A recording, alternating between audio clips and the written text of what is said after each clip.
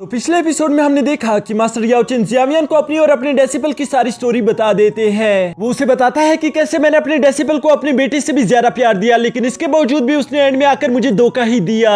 ये सुनकर जियावियन को काफी ज्यादा गुस्सा आ गया था, लेकिन साथ ही साथ वो मास्टर याओ चेन से कहता है कि आप मुझ पर पूरी तरह से यकीन कर सकते हो। मैं आपसे वादा करता हूँ कि मैं अपनी पूरी जिंदगी में आपको कभी भी किसी के सामने शर्मिंदा होने नहीं दूंगा। जिस पर मास्टर याओ चेन उससे कहते हैं कि हाँ, मुझे तुम पर पूरा भरोसा है। और इसके बाद एपिसोड के लास्ट में हमने देखा कि वो दोनों कनान कॉलेज की तरफ निकल चुके थे। अब आगे तो नेक्स्ट एपिसोड बिल्कुल उसी सीन से शुरू होता है जहां जियावियन अपने पर्पल विंग्स की मदद से कनान कॉलेज की तरफ उड़ता हुआ जा रहा था। तभी मास्टर याओ चेन रास्ते में उससे कहते हैं कि अब हम कनान कॉलेज की काफी ज्यादा करीब पहुंच चुके हैं, तो इसलिए मैं तुमसे कहना चाहूंगा कि तुम्हें अपनी पर्पल विंग्स को क्लोज कर लेना चाहिए, क्योंकि वो जगह सिटी ऑफ पीस से मशहूर है। और ये ना हो कि वो लोग तुम्हारे पर्पल विंग्स देखकर तुम्हें गलत समझ ले, जिसकी वजह से तुम्हें मुश्किलों का सामना करना पड़ सकता है। यहाँ अपने मास्टर की ये सारी बातें सुनकर हम देखते कि जियावियन फौरन से नीचे उतर आया था, जिसके बाद वो पैदल ही कनान सिटी की तरफ रवाना हो जाता है। यहाँ कुछ देर बाद हम देखते हैं कि आखिरकार वो कनान सिटी के एंट्रेंस गेट पर पहुंच चुका था, जहां ऑलरेडी बहुत सारे लोग मौजूद थे। लेकिन साथ ही साथ वो देखता है कि यहाँ की सिक्योरिटी काफी ज्यादा सख्त है, वो किसी को भी आसानी के साथ इंटर नहीं होने दे रहे थे,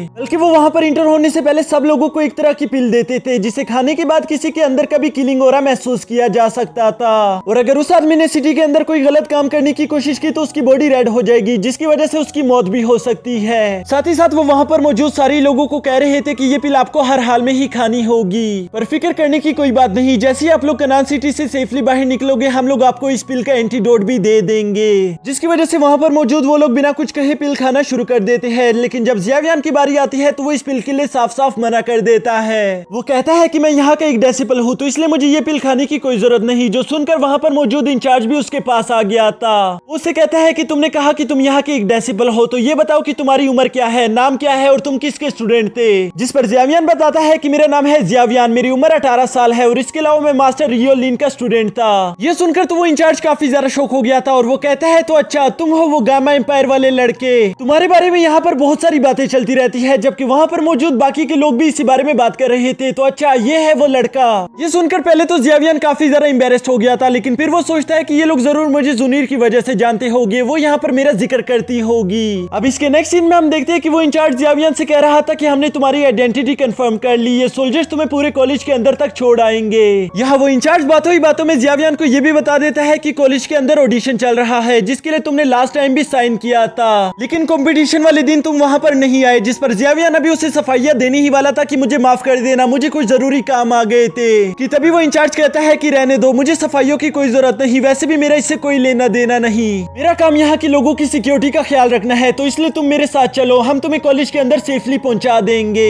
जिसके बाद हम देखते हैं कि जियावियन उनके साथ उनके फ्लाइंग शिप पर चढ़ गया था और ये लोग धीरे धीरे कनान कॉलेज की तरफ रवाना हो जाते हैं। जबकि दूसरी तरफ हमें कनान कॉलेज का फाइटिंग हॉल दिखाया जाता है, जहां जुनीर एक डेसिबल के साथ फाइट कर रही थी। और इस फाइट के दौरान हम देखते हैं कि जुनीर बहुत ही आसानी के साथ अपने सीनियर डेसिबल को हरा देती है, जिस पर हम देखते हैं कि वहां के लोग काफी ज्यादा खुश हो गए थे। वो कहते हैं कि जुनीर तो बहुत ज्यादा कमाल की है, हमें तो यकीन भी नहीं आ रहा उसने अपने सीनियर डेसिबल को इतनी आसानी के साथ हरा दिया।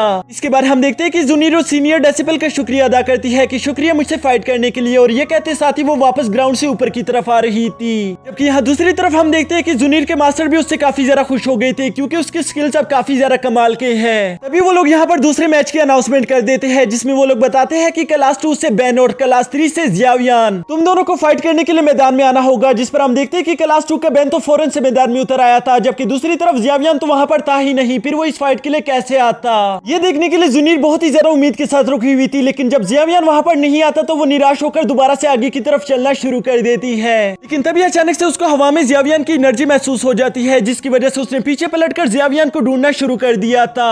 और यहीं पर हम देखते हैं कि जियावियन काफी ज्यादा तेजी के साथ उस मैदान में एक हीरो की एंट्री के साथ लैंड कर गया था, जिसे देखकर जुनीर काफी ज्यादा खुश हो जाती है। वो खुश होते हुए कहती है कि आखिरकार तुम आ गए, जबकि वहां पर मौजूद बाकी के लोग ये सब देखकर काफी ज्यादा हैरान हो गए थे। असल में यहाँ पर मौजूद इन लोगों को जरा सा भी यकीन नहीं था कि जियावियन इस कंपटीशन के लिए आएगा, क्योंकि उन्हें याद था कि पिछली दफा भी जियावियन नहीं आया था। जबकि हमारी जुनीर को हमेशा से यकीन था कि जियावियन इस फाइट के लिए जरूर आएगा, और उसकी बात यहाँ पर सच भी हो जाती है, क्योंकि जियावियन आखिरकार वहां पर आ गया था। यहाँ मैदान में दुआ हटने के बाद हम देखते हैं कि जियावियन अपने ओपिनियन के सामने खड़ा था। उसके चेहरे पर जरा सा भी डर नहीं था, बल्कि उसके अलावा उसके चेहरे पर एक छोटी सी मुस्कान होती है। और इसी के साथ हमारा ये एपिसोड भी यहीं पर खत्म हो जाता है।